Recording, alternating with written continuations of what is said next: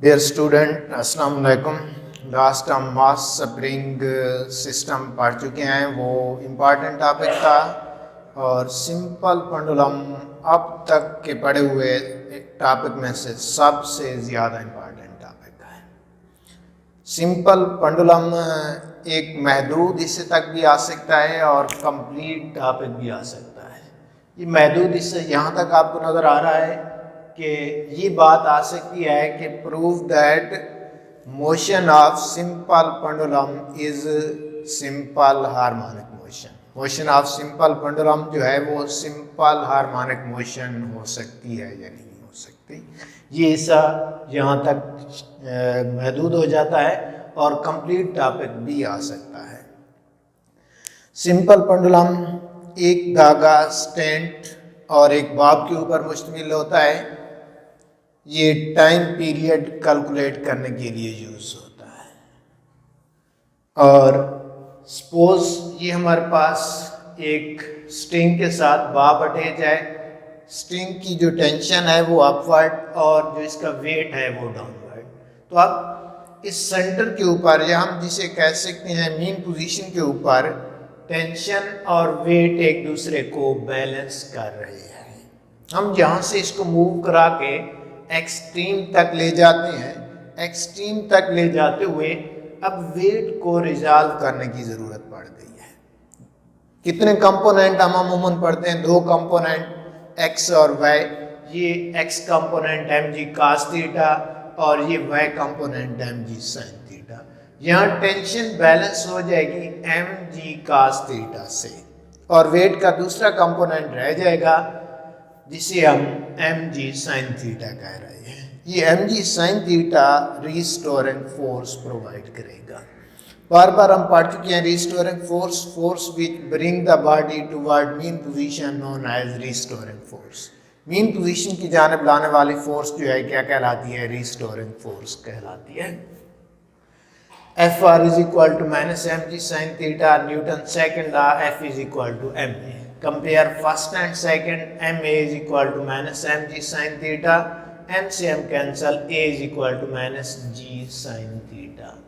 If theta is small, अगर angle small हो तो sin theta approximately equal to theta। और इन थर्ड यानी इस sin theta की जगह पर theta पुट कर दिया, a is equal to minus g theta। theta chapter number 5 के अंदर हम पढ़ चुके हैं arc length over radius. Chapter number 5 से पढ़ चुके हैं आर्क लेंथ ओवर रेडियस। यहाँ आर्क लेंथ को एक्स से ज़ाहिर किया हुआ है और रेडियस ये लेंथ ऑफ पेंडुलम है, इसके इर्द गिर्द ये बॉब रोटेट कर रहा है, वाइब्रेट कर रहा है। एक्स ओवर एल अब इसकी जगह पर पुट किया है, A is equal to minus G over L X. अब जी ओवर एल चूँकि कांस्टेंट है तो A directly proportional minus X हो जाएगा। तो यहाँ तक बात आ सकती है कि prove that motion of simple pendulum is simple harmonic motion. अगर ये बात आ जाए तो यहाँ तक लिखना है, बाकी हिस्सा जो है नहीं लिखना। और ए इज इक्वल टू अगर टाइम पीरियड फ्रीक्वेंसी कैलकुलेट करने को आ जाए तो वो मज़ीद आगे लिखना पड़ेगा। A is equal to minus omega square X, compare A and B. इनका दोबारा comparison, minus omega square X minus G over L X, X से एक्स कैंसल और नेगेटिव से नेगेटिव कैंसल। ओमेगा स्क्वायर को ख़त्म करने के लिए square root omega G over L under root. Time period 2 pi over omega या 2 pi G over L under root. T is equal to 2 pi. अब L over का over ऊपर आ जाएगा, 2 pi L over G under root. Frequency time period के reciprocal 1 over T या 1 over 2 pi G over L under root. यहाँ तक ये लॉन्ग क्वेश्चन के लिहाज से कंप्लीट हो गया है। बड़े इंपॉर्टेंट एमसीक्यूज हैं जो यहाँ पर भी है और एंटी टेस्ट के अंदर भी देखने में मिल जाते हैं। टाइम पीरियड का जो डिपेंड इस फार्मूले से देखें दो बातों के ऊपर है, लेंथ और ग्रेविटी के ऊपर। एक तो ये आ गया कि एम्पलीट्यूड के ऊपर डिपेंड नहीं हो सकता, नॉट ऑन एम्पलीट्यूड, यानी इसको ज़्यादा एम्पलीट्यूड दे दें या इसके मास को कम ज़्यादा कर दें, इन दोनों बातों के ऊपर डिपेंड नहीं है। Not depend on amplitude and mass. Mass और एम्पलीट्यूड के ऊपर डिपेंड नहीं है, दो बातों के ऊपर डिपेंड है। नंबर एक है लेंथ और नंबर दो है ग्रेविटी। अब लेंथ तो कॉमन है कि लेंथ कम करेंगे टाइम पीरियड कम होता जाएगा, लेंथ इंक्रीज करेंगे टाइम पीरियड इंक्रीज होता जाएगा। और ग्रेविटी, अब इस ग्रेविटी की वजह से जो बातें हम चैप्टर नंबर 3 के अंदर डिस्कस करते हैं वो दोबारा यहाँ पर रिपीट हो जाती हैं। यानी जी के बारे में अगर आपको पता है तो तब आप time period of simple pendulum को एक्सप्लेन कर सकेंगे। अगर जी के बारे में पता नहीं है तो time period of simple pendulum के बारे में जो एमसीक्यूज आएंगी वो भी नहीं हो पाएंगी। जी की value at centre of earth 0 होती है। सेंटर ऑफ अर्थ के ऊपर जी की वैल्यू क्या होती है? 0 होती है। जब जी की वैल्यू 0 होगी तो 0 जब इसमें पुट करते हैं तो टाइम पीरियड क्या हो जाएगा? इनफिनाइट हो जाएगा। जी ओवर 0 किसके बराबर होता है? 0 को जिस भी किसी चीज़ के ऊपर डिवाइड करेंगे वो किसके इक्वल हो जाएगी? इनफिनाइट। तो सेंटर ऑफ अर्थ के ऊपर टाइम पीरियड क्या हो जाएगा? इनफिनाइट हो जाएगा। सरफेस ऑफ अर्थ के ऊपर जी की वैल्यू मैक्सिमम होती है।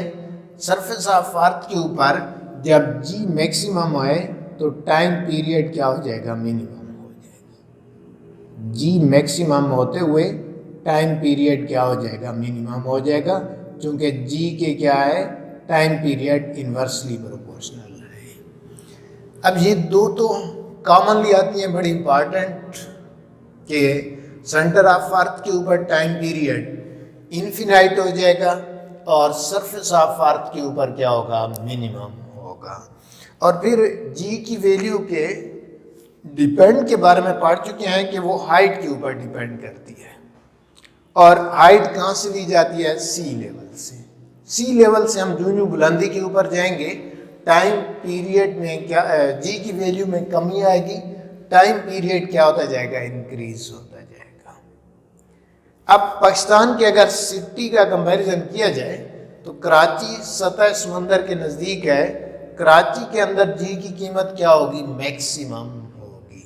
तो कराची के अंदर time period of simple pendulum क्या होगा? मिनिमम होगा। अब ऐसे ही अगर अदर K2 जो है पाकिस्तान के अंदर सबसे ज़्यादा बुलंदी के ऊपर मौजूद है तो वहाँ पर जी की वैल्यू कम हो जाएगी। जी की वैल्यू कम होते हुए टाइम पीरियड में क्या होता जाएगा? इजाफा होता जाएगा। लेकिन एक्चुअली ये सारी बातें होती किस लिहाज से हैं? इस जी के लिहाज से हैं। अगर इसके बारे में मुकम्मल इंफॉर्मेशन आए तो टाइम पीरियड से भी रिलेटेड जितनी एमसीक्यूज है वो क्लियर हो जाएंगी। सेकंड पेंडुलम, ऐसा पेंडुलम जिसका टाइम पीरियड 2 सेकंड हो, सेकंड पेंडुलम कहलाता है। और फ्रीक्वेंसी टाइम पीरियड के रेसिप्रोकल होती है, तो ये 1/2 किसके इक्वल हो जाएगा? 0.5 हर्ट्ज के इक्वल हो जाएगी।